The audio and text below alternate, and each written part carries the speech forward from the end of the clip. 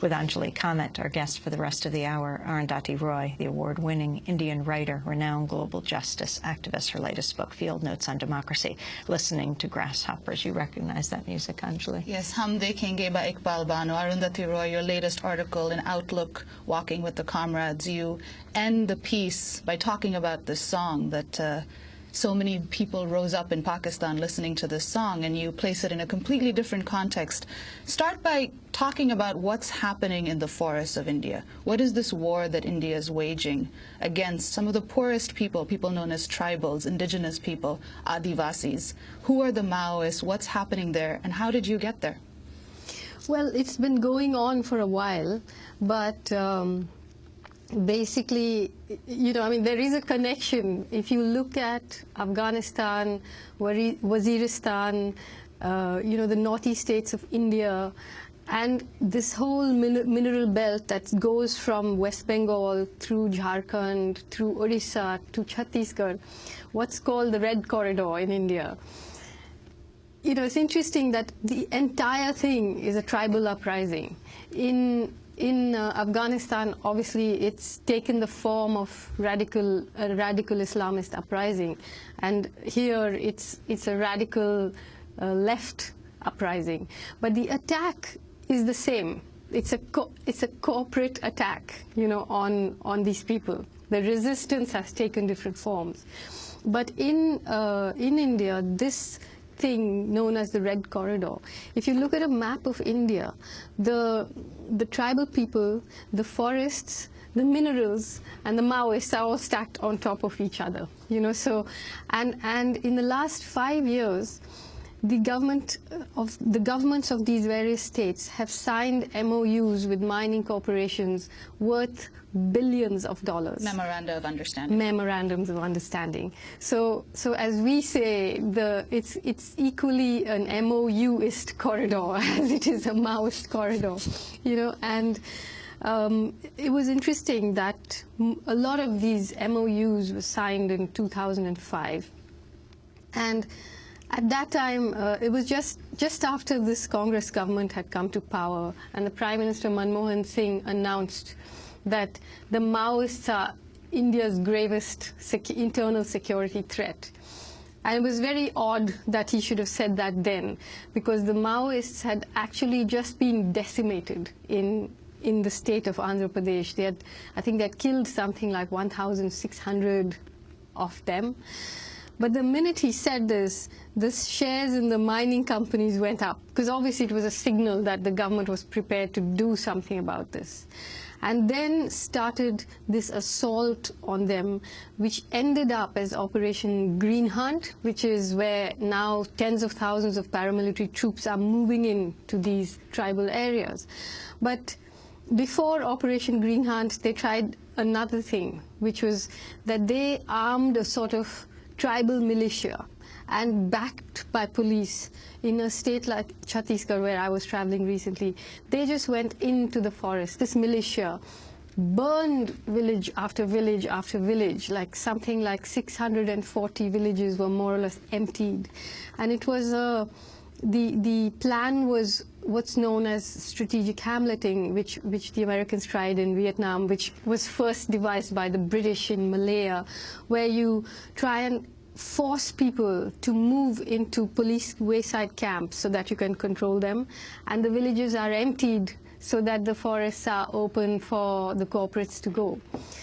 And what happened actually was that in this area in Chhattisgarh, out of say 350,000 people, about 50,000 people moved into the camps. Some were forced, some went voluntarily, and the rest just went off the government radar. Many of them went to other states to work as migrant labor, but many of them just continued to hide in the forests, unable to come back to their homes, but not wanting to leave. But the fact is that in this entire area, the Maoists have been there for 30 years, you know, working with people and so on. So it's not a resistance that has risen up against mining. It preceded that a long time, you know, by a long time. So it's very entrenched. And Operation Green Hunt has been announced because this militia called the Salva Judum failed. So now they are upping the ante because these MOUs are waiting, and the mining corporations are not used to being made to wait, you know. So there's a lot of money waiting. And I mean, what I want to say is that we are not using this word genocidal war lightly or rhetorically. But I travel in that area, and what you see is the poorest people of this country who have been outside the purview of the state. There's no hospital, there's no clinic, there's no education, there's nothing, you know. And now there's a kind of siege where people can't go out of their villages to the market to buy anything because the markets are full of informers who are pointing out, you know, this person is with the resistance and so on. There's no doctors, there's no medical help. People are suffering from extreme hunger, malnutrition. So it's not just killing, you know, it's not just going out there and burning and killing, but it's also laying siege to a very vulnerable population, cutting them off from their resources, and putting them under grievous threat. And this is a democracy, you know, so how do you clear the land for corporates in a democracy? You can't actually go and murder people, but you create a situation in which they either have to leave or they starve to death. In your piece, you describe the people you traveled with, the armed guerrillas, as Gandhians with guns. Can you talk about what you mean by that, and what you think of the violence perpetrated by the Maoists? Well, you know, this is a very sharp debate in India about, I mean, you know, even the sort of mainstream left and the liberal intellectuals are very, very suspicious of Maoists, and everybody should be suspicious of Maoists because, you know, they have had a very difficult past, and there are a lot of things that their ideologues say which do put a chill down your spine.